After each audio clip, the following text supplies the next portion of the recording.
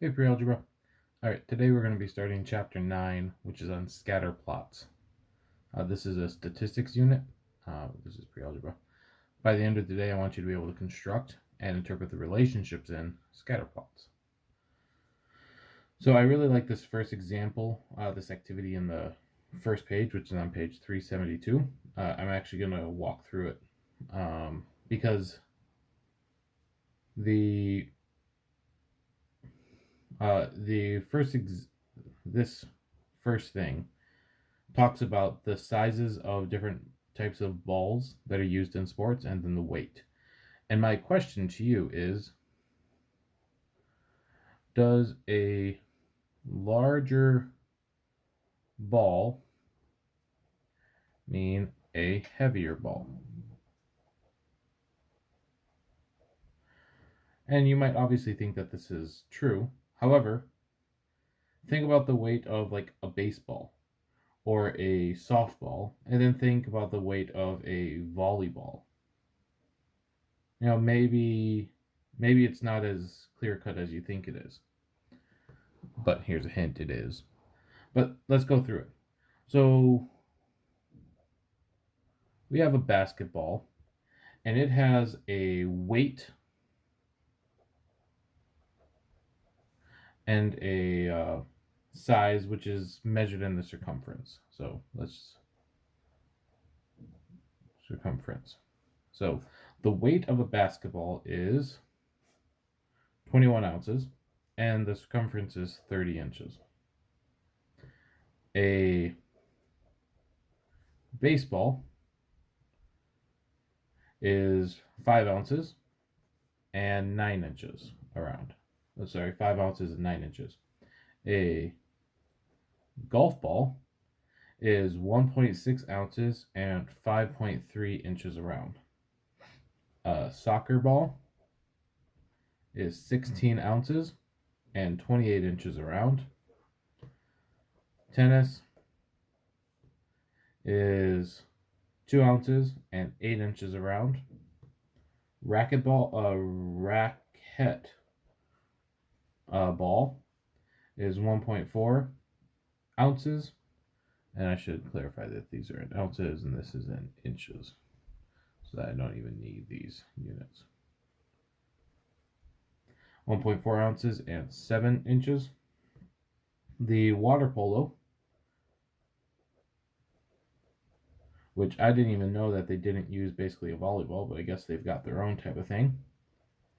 15 ounces and 27 inches around. Softball, 7 ounces, 12 inches around. And then finally a volleyball, which is 10 ounces and 26 inches around. Okay, so we've got the weight of all of these different types of balls and the circumference of all these different types of balls. What happens when we plot these? Because what you've dealt with almost your entire life is you've dealt with the y-axis of a line, of a graph being the y-axis. And you've had, let's see, 5, 10, 15. Let's do that. And the x-axis being the x, the horizontal line being the x-axis.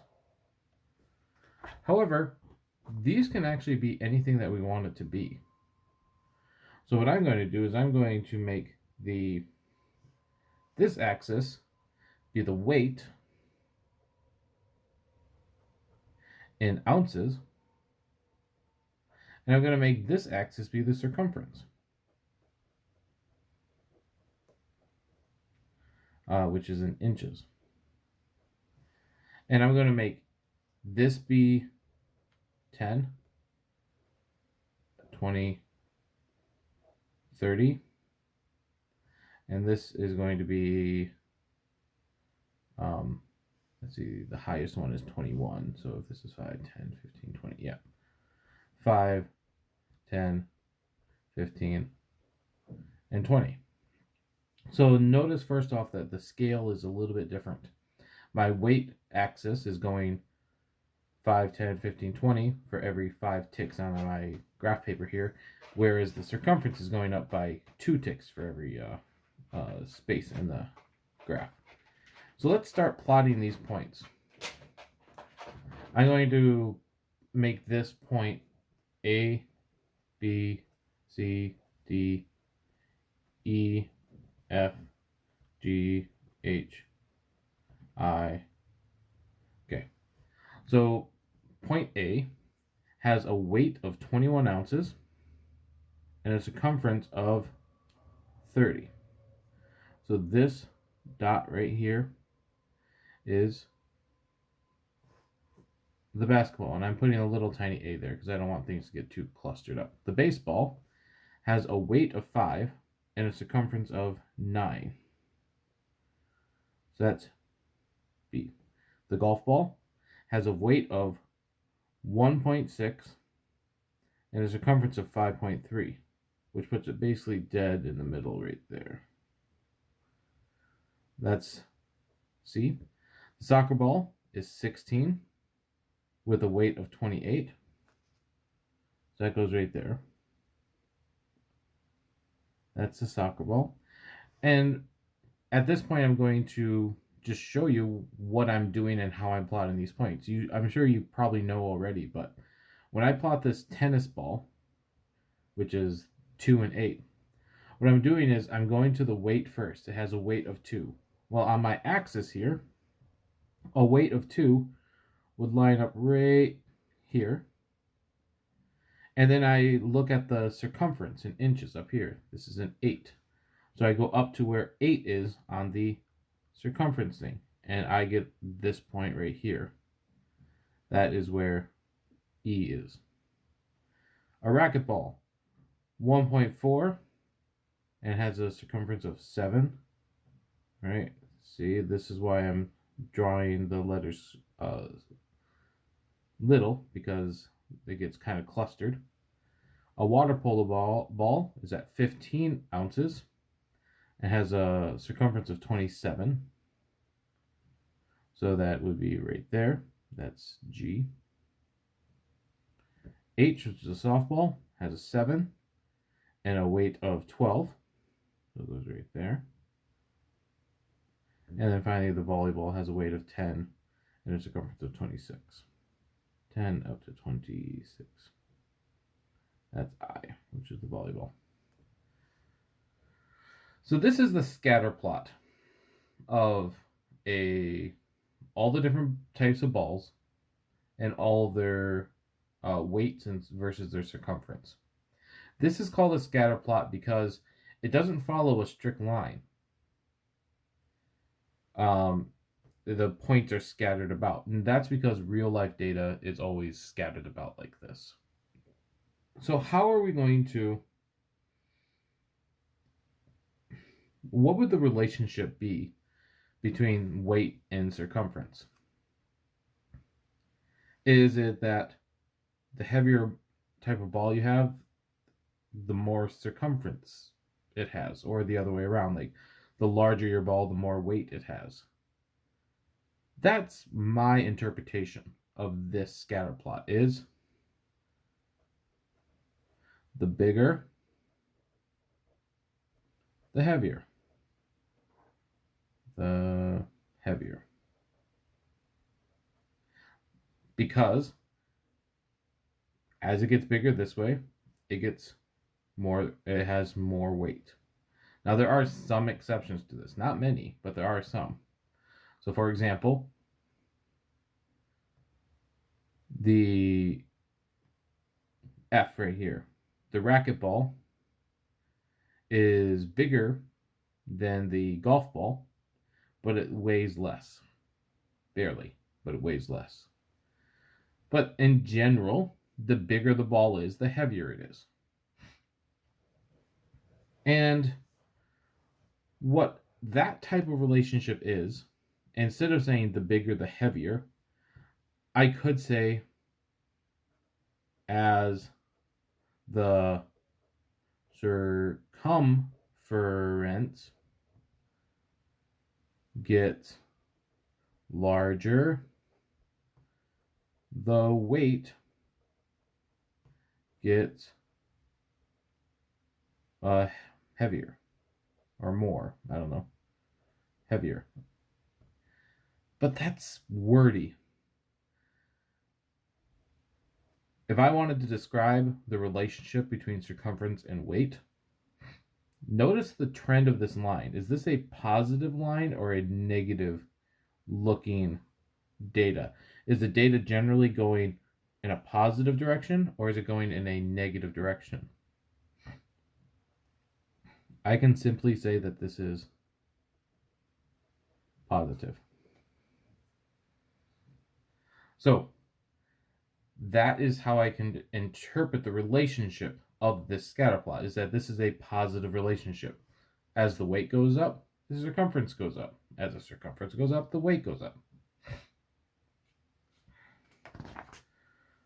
Okay, so in fact, this is actually what I would call a strong positive. This is a very strongly positive thing. And the way that I know that is if I were to draw a line, and I'll go ahead and change colors here. This is getting into tomorrow's lesson a little bit. If I were to draw a line that seems to fit this data the best, you can kind of see like maybe this red line here is actually what all the data is, and it's just kind of scattered about this line. Obviously, this volleyball is messing with the data a little bit, but most of the points are close to this line. That's what makes it a strong relationship. It's almost guaranteed that if I go to the right this way, I'm going up this way as well.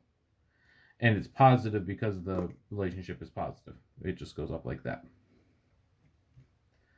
In fact, I don't really care at all whether it goes up like this or like this or like this or even like this. As long as it's got a positive trend, it's a positive relationship. Okay, let's go through another example.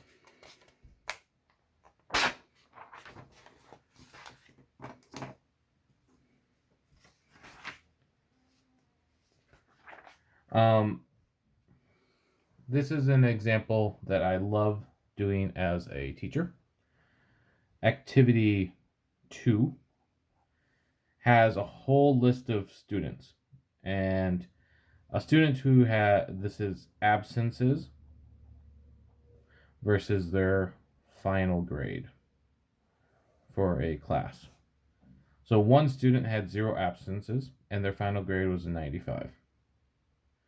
A student who had 3 absences had a final grade of 88. A student who has 2 absences is 90. 5 is 83. 7 is 79. 9 is 70. 4 is 85. 1 is 94.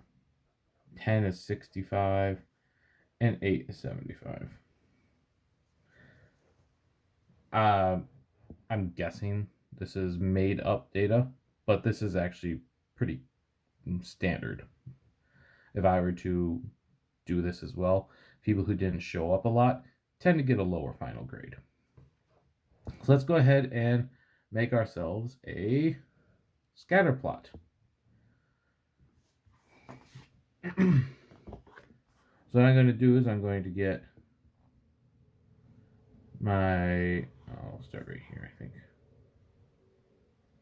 This going down to here.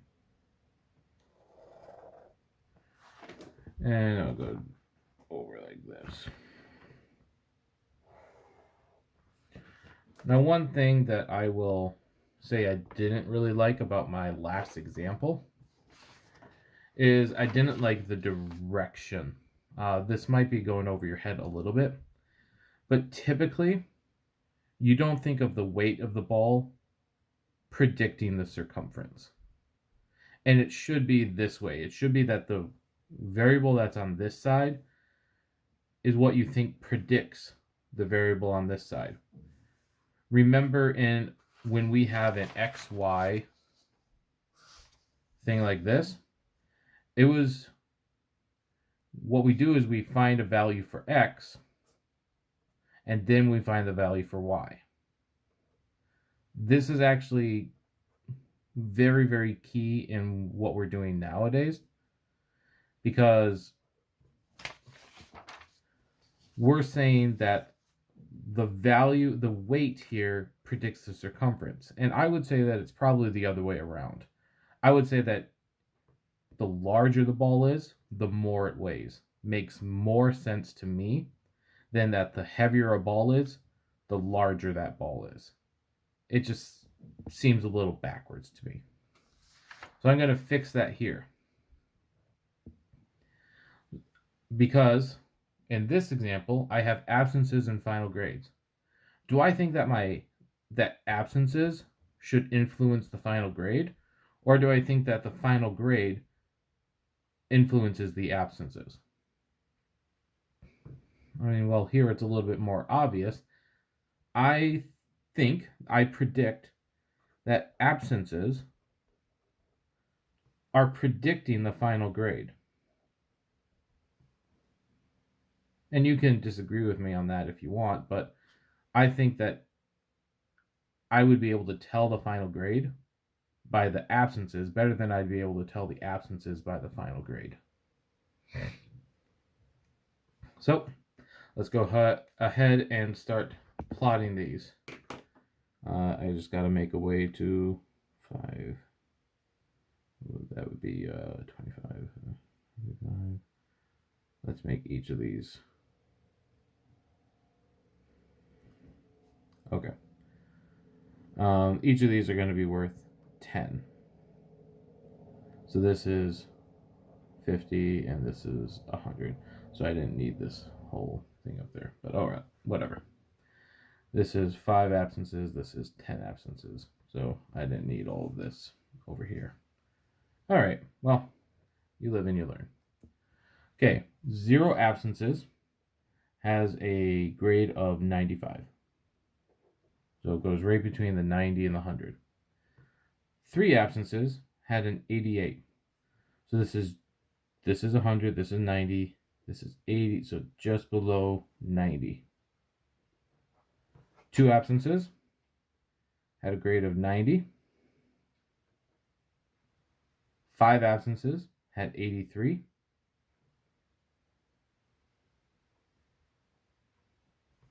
7 had 79. 9 absences had 70. 4 had 85. So I go over here to 4 and I go up to 85. 1 absence had 94. And 10 absences had 65. And then 8 absences had 75. So, yeah, this is definitely not real data, because real data never looks this nicely. Never looks this nice. All right, but the thought still stands. The more absences that a person has, does that improve their score or does that lower their score? And it should be fairly obvious that as absences go up, final grade goes down. This here is a negative. It's a negative relationship, because as this goes up, this goes down, and that slope is negative. And in fact, this would be a very strong negative relationship.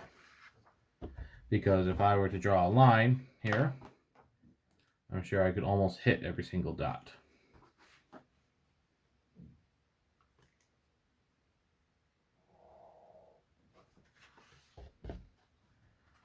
Probably could have even drawn that line a little bit better, but every single dot here is almost dead on that line. So this is a very strong negative relationship. Now, the very strong negative, this very strong only talks about how close points are to the line. It does not say anything that the slope is really, really steep or whatever. A very strong negative relationship means that all of these points are very close to this line. And this is a negative relationship.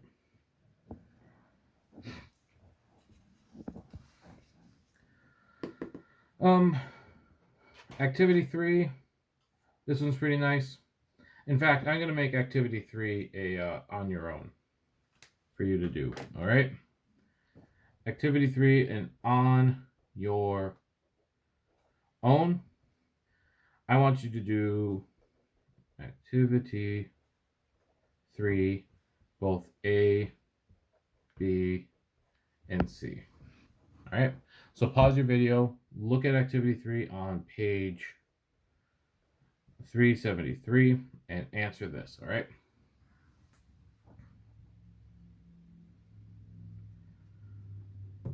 Okay. This one is a little bit different. It didn't have you do the very strong or the negative, so I will put that at the end. So this is just asking you to identify which one is probably going with which scatter plot, which data set is going with which scatter plot. So A is the month of birth and the weight for the infants at a daycare. B was the quiz score and test score of each student in the class. And then C is the age of and value of a laptop computer. Well, this is II, this is I, and this is I, or 2, 1, 3. The reason for this one, the reason that the month and birth of a weight of an infant at a daycare is, this is just a completely, I'll just show you. This is just a random thing. The month that a baby is born has almost no impact. I mean, it has no impact. This tells us that it has no impact on the weight of that child. Quiz score and test score for each student. This is saying that as a quiz score increases, the test score increases. So it makes sense that as quiz scores get better, test scores get better. So that's why this is the positive relationship one. And then here, as the age of the computer gets more and more and more, the value decreases. Okay.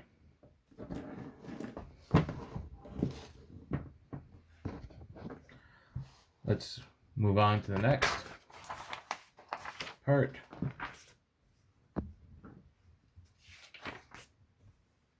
I'm going to move straight into page 373, where it talks about the different types of relationships. There are basically 4 different types of relationship.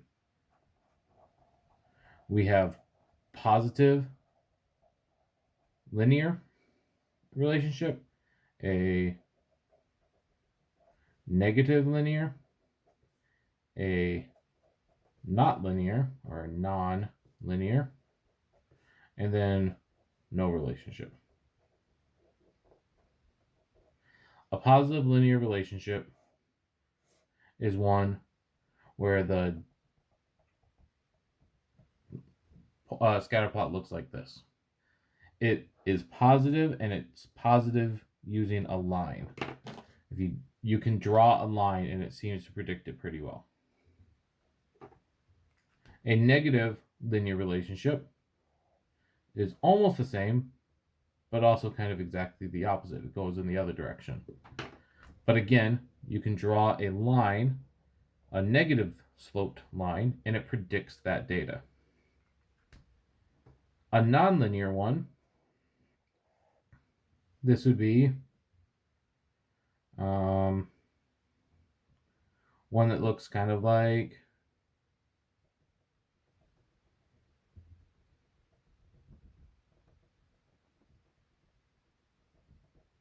something like this. This, you can try drawing any line that you want, but eventually it just becomes a useless line, and it would be a line that looks like this. This is nonlinear. And finally, a no relationship line is one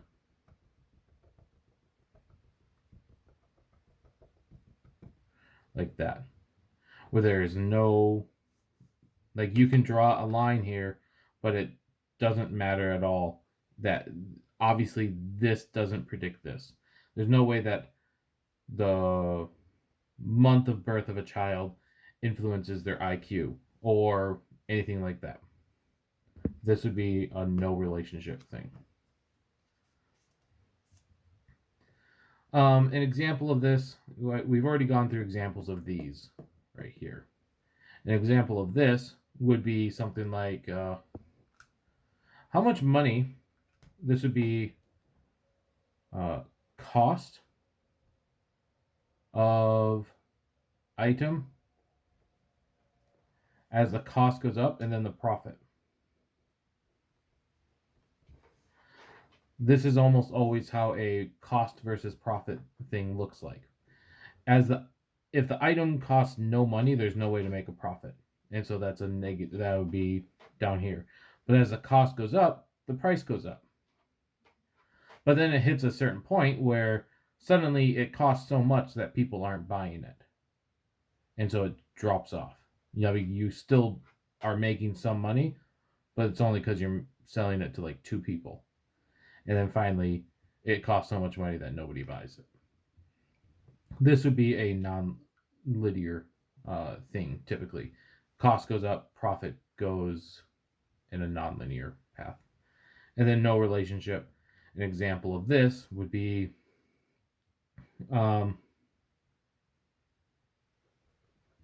how fast your car goes versus how many drinks of water your mom had today. Obviously, if the speed of your car goes up, it doesn't influence how many drinks your mom of water had today. Like, there's no way that these two things would have a relationship here. Like, I don't know. These are just off the top of my head. There's a billion things that have no relationship. Anyways, what I want you to do now, is the last thing, I think. Yeah, it's the last thing before I assign the homework. It's an on your own. I know that you don't have graph paper at home, but try your best. I want you to do on your own number 2 on the bottom of page 375. I want you to make the scatter plot, and I want you to identify kind of outliers, gaps, clusters. I guess I should talk a little bit about gaps and clusters. No, I'm not going to. Just go ahead and make this. Right?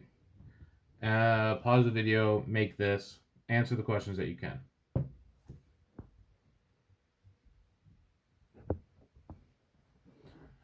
All right. So your scatter plot. And draw this right here like that. I'm going to make this 20, 40, 60, 80, 100. Let's keep this going a little bit, and then 120. Okay, and then the test score, this is 100, 90, 80, 70, 60, 50, Oh, you know what I'm going to do? I'm actually going to make a graph. This is how I would normally expect you to. What I'm going to do is I'm going to do a thing that we can use sometimes. Make a break in the graph and say that we start at 55 here.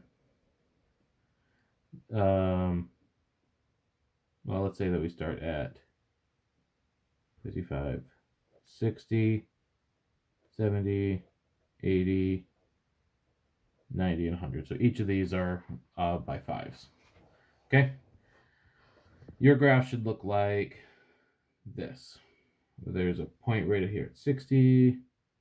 Doom, doom, doom, doom, doom, doom, doom, doom, doom, and then doom.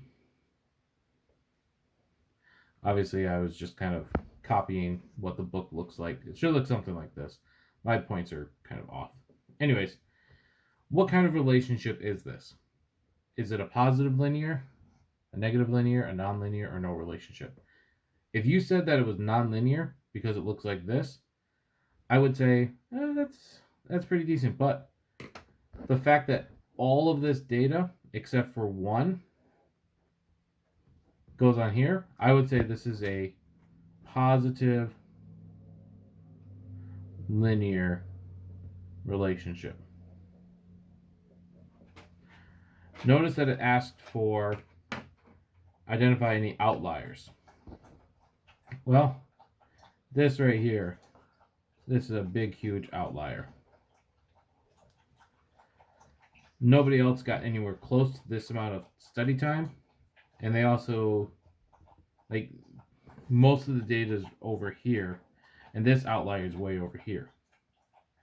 So that is a outlier because the gap between study times from here to here, the lowest person, like I know my numbers aren't lining up here. The lowest person, or sorry, the highest person underneath this person studied for 90. This person studied at 120. There's a huge gap of data here where there's no points. So that is what we call a gap in data. It's where there's a huge area of space where there is no data. Gap is where there's no data for a large area. And then finally, clusters. There's no real obvious clusters. A cluster would be where there's a whole bunch of data points in a small amount of time. So if I were to go back to the thing I started with